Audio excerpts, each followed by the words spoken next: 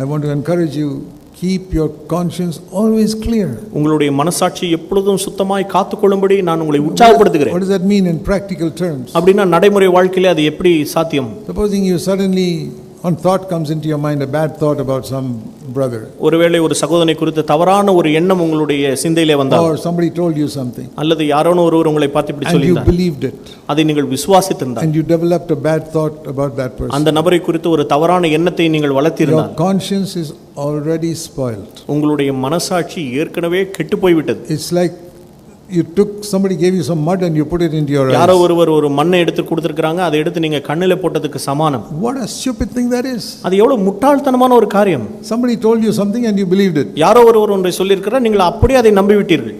You don't know whether it's true. You don't know whether it's true. அது உண்மையா இல்லையா என்று கூட உங்களுக்கு தெரியாது. In the Old Testament, God gave a law. பழைய உடன்படிக்கையிலே தேவன் ஒரு பிரமாணத்தை கொடுத்திருந்தார். You see the book of Deuteronomy. அதை பாருங்கள், உபாகமம் புத்தகம். Sometimes God taught things very strongly to the Israelites. இஸ்ரவேல் ஜனங்களுக்கு சில கடுமையான கட்டுப்பாடுகளை தேவன் சில நேரங்களிலே விதிக்கிறார். It says here in Deuteronomy chapter 13. பாருங்கள், உபாகமம் 13ஆம் அதிகாரம். You know, one of the big sins in the Old Testament was to worship idols. பாருங்கள், பழைய ஏற்பாட்டிலே மிகப்பெரிய பாவங்களில் ஒன்று விக்கிரக ஆராதனை. And it says here in Deuteronomy 13, அது உபாகமம் 13ஆம் அதிகாரத்திலே சொல்லப்படுகிறது. 12ஆம் வசனத்திலே, if you hear that in one of the cities the Lord gave you, somebody has, some worthless people have gone out and told the people there, let us go and serve other gods. உன் தேவனாகிய கர்த்தர் உன்னை குடியிருக்கும்படி கொடுக்கும் பட்டணங்களில் ஒன்றிலே பேலியாளின் மக்களாகிய துஷ்ட மனிதர் உன்னிடத்திலிருந்து புறப்பட்டு, நீ அந்நிய வேறே தேவர்களை சேவிக்க போவோம் வாருங்கள் என்று தங்கள் பட்டணத்தின் குடிகளை ஏவினார்கள் என்கிற செய்தியை கேள்விப்படும்போது, the law was, if anybody takes you to worship an idol, kill him. பிரமாணம் என்ன சொல்லுகிறது என்று சொன்னால், ஒருவன் உங்களை அந்நிய தேவனை பின்பற்றும்படி நடத்தி கொண்டு போனால் அவனை கொன்று போடுங்கள். Here you heard this. இப்பொழுது இப்படிப்பட்ட ஒரு செய்தியை நீங்கள் கேட்கிறீர்கள். Think of some story you heard about some brother or sister now. அதே போல ஒரு சகோதரனையோ ஒரு சகோதரியோ குறித்து நீங்கள் கேள்விப்பட்ட கதையை கொஞ்சம் எண்ணி பாருங்கள். Somebody came and told you something. யாரோ ஒருவர் வந்து உங்களிடத்தில் இப்படி ஒரு காரியத்தை சொல்லுகிறார். This brother did this or that sister did this. இந்த சகோதரன் இப்படி பண்ணிட்டாரு, அந்த சகோதரி அப்படி பண்ணிட்டாங்க. Then think of Deuteronomy 13:12. அப்பொழுது உபாகமம் 13:12 நினைத்து பாருங்கள். Then what should you do? அப்படி நீங்கள் கேள்விப்படும் பொழுது நீங்கள் என்ன செய்ய வேண்டும்? See here. இங்கே பாருங்கள், 7 things. 7 காரியங்கள் நீங்கள் செய்யணும். In one verse. ஒரே வசனத்திலே. Verse 14. 14ஆம் வசனம். You must investigate. நீ நன்றாய் விசாரித்து, search out, கேட்டு ஆராய்ந்து, inquire, அப்படிப்பட்டவைகள் உண்டோ என்று inquire thoroughly. அதை நீ கேட்டு ஆராய்ந்து, if it is true, அது உண்மையாக இருக்கும் பட்சத்தில், and the matter has been established, அந்த காரியம் நிச்சயமாய் இருக்கிறது என்று கண்பாயானால், and you are sure the abomination has been done among you, இந்த அருவருப்பான காரியம் நடந்தது மெய்தான் என்று நீ நிச்சயத்தால். 7 things in one verse. ஒரே வசனத்திலே 7 நிலைகளை சொல்லப்பட்டிருக்கிறது. That is how careful you must be.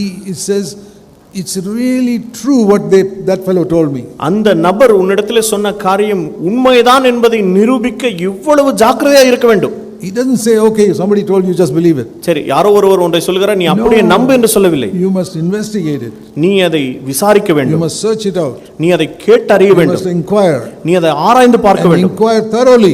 நீ அதை நிச்சயித்துக் கொள்ள வேண்டும். See if it is really true. அது உண்மைதானா என்று பார்க்க வேண்டும். See if the matter is really established. உண்மையாகவே அந்த காரியம் நடைபெற்றதா என்பதை நீ அறிய வேண்டும். This abomination was actually done. ஆம் தான், மெய் இந்த அருவருப்பான காரியம் நடந்தது என்று நிச்சயித்த பின்பு, you know what a wonderful church we'll have.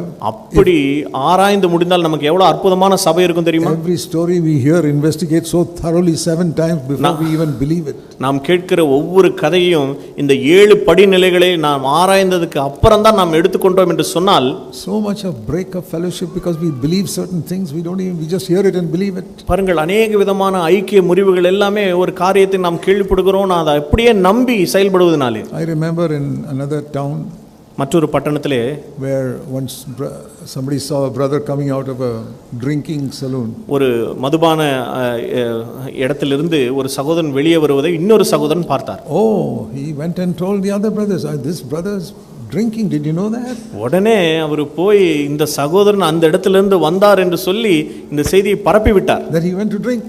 அவர் குடிக்க போயிட்டார் அப்படின்னு சொல்லி. I saw him with my own eyes. என் சொந்த கண்ணில் நான் அதை பார்த்தேன் என்று சொன்னார். I heard about it. நான் அதை குறித்து கேள்விப்பட்டேன். I asked that brother. நான் போய் அந்த சகோதரனிடத்தில் கேட்டேன். Brother, what were you doing there? நான் உங்களை குறித்து இப்படி ஒன்று கேள்விப்பட்டேன், அது என்ன காரியம்? He said, I had a great burden to go out and give tracts to all those people who were drinking. அப்போ அந்த சகோதரன் சொன்னார், எனக்கு ஒரு மிகப்பெரிய மனபாரம், இந்த குடிக்கிறவர்கள் மத்தியிலே போய் இந்த ட்ராக்ட் எல்லாம் கொடுக்கணும், சுவிசேஷ பிரதிகளை கொடுக்கணும் அப்படின்னு சொல்லி. I knew it was true because that is all the time he was giving tracts everywhere, even bus stand everywhere he'd give tracts. எனக்கு தெரியும் அவர் அந்த வேலையை தான் முழு நேரமாய் செய்து கொண்டிருப்பதனாலே அவர் அந்த வேலைக்காக தான் போயிருப்பார் என்று நான் நிச்சயித்தேன். But see how the story goes around. ஆனா காரியம் இப்படி இருக்க கதை எப்படி மாறி போனது பாருங்க. That is just one example. இது ஒரே ஒரு உதாரணம் தான். Don't believe even what your eyes see. உங்களுடைய சொந்த கண்ணிலே நீங்கள் பார்க்கிற காரியத்தை கூட நீங்கள் அப்படியே எடுத்துக்கொள்ள வேண்டாம். Do you believe that your eyes can deceive you? உங்களுடைய சொந்த கண்களே உங்களை ஏமாற்றும் என்பது உங்களுக்கு தெரியுமா? You may say, I saw it with my eyes. ஒருவேளை நீங்க சொல்லலாம், என் சொந்த கண்ணில் நான் பார்த்தேன். For more than 5,000 years. 5000 வருஷத்துக்கும் அதிகமாய். Everybody in the world said. உலகத்தில் இருக்கிற எல்லாரும் இப்படி தான் சொன்னாங்க. I saw with my eyes the sun moving in the sky. பாருங்கள், என்னுடைய சொந்த கண்ணிலே நான் பார்க்கிறேன் சூரியன் கொஞ்சம் கொஞ்சமாய் வானத்திலே நகருகிறதை பாருங்கள். And the earth is never moving. பூமி never moving at all. பூமி நகருவதா என்னால உணரவே முடியல, அதே இடத்துல தான் இருக்கு. But ஆனால் about 700 years ago some scientists tried to find out. 700 வருஷங்களுக்கு முன்பாக ஒரு ஆராய்ச்சியாளர் அதை கண்டுபிடிக்க போனார். Then the earth is moving all the time. அப்புறம் பார்த்தா பூமி தான் எப்பொழுதும் சுத்தி கொண்டிருக்கு. But do you feel it is moving under your feet? ஆனா இப்போ உங்க கால்களுக்கு கீழே பூமி சுழலுவதை உங்களால உணர முடியுதா? It is moving. ஆனாலும் சுழன்று கொண்டிருக்கு. Very fast. அதிவேகமாக. 100 miles an hour. ஒரு 1500 கிலோமீட்டர் வேகத்தில். Is the sun moving? இப்போ நீங்க சொல்லுங்க, சூரியனா நகருது? No, it's just it is moving. It starts there and goes over to the ஆமா, பார்த்தா அப்படி தான் தோணுது. ஒரு இடத்துல தொடங்கி இன்னொரு இடத்துல மறையுது. And that is God's way of telling you. அது தேவன் உங்களுக்கு ஒரு காரியத்தை கற்றுக் கொடுக்கிற விதம். Don't believe your eyes. அது என்னவென்று சொன்னால், நீ உன் சொந்த கண்களையும் நம்ப கூடாது. The sun is not moving. நகருவது சூரியன் அல்ல. It looks as if it's moving. ஆனால் பார்வைக்கு அப்படிதான் தோன்றும். The earth is moving. ஆனால் உண்மையிலே சுழலுவது எதுன்னு கேட்டா பூமி தான். But it doesn't feel like it. ஆனால் உன்னாலே அது உணர முடியுது. Don't believe even what you feel. ஆகவே உன் உணர்ச்சியையும் நீ நம்ப வேண்டாம். These are ways in which God is trying to tell us. பாருங்கள், இவ்விதமாக தான் தேவன் நமக்கு ஒன்றை கற்றுக் கொடுக்க விரும்புகிறார். Don't think you're so clever. நீ ரொம்ப புத்திசாலி என்று எண்ணிக்கொள்ளாதே. So if we apply that in our relationship in the church, ஆகவே சபையிலே நாம் கொண்டிருக்கிற உறவுகளுக்கும் இதை நாம் அபியாசப்படுத்தி பார்ப்போம். From now on I'm not going to believe anything everybody comes and tells me. இந்த நாள் முதற்கொண்டு வந்து சொல்லுகிற எல்லாரோட கதைகளை நான் நம்ப போவதில்லை என்று தீர்மானிப்போம். I saw in Deuteronomy 13 7 times I have to investigate. பாருங்கள், உபாகமம் 13 நாம் பார்த்தோம், 7 முறை 7 ஆராய்ச்சிகளை நாம் செய்வோம். Then only I believe it. அதுக்கு அப்புறம் தான் நான் காரியத்துக்கு வருவேன். There will be so much peace in a church and peace in many homes if we just follow that rule. அந்த ஒரு பிரமாணத்தை நாம் கைக்கொண்டாலேயே சபையா இருக்கட்டும், வீடா இருக்கட்டும், அற்புதமான சமாதானம் தங்கும். There will be peace between husband and wife. அது கணவனுக்கும் மனைவிக்கும் இடையே நல்ல சமாதானத்தை கொண்டு வரும்.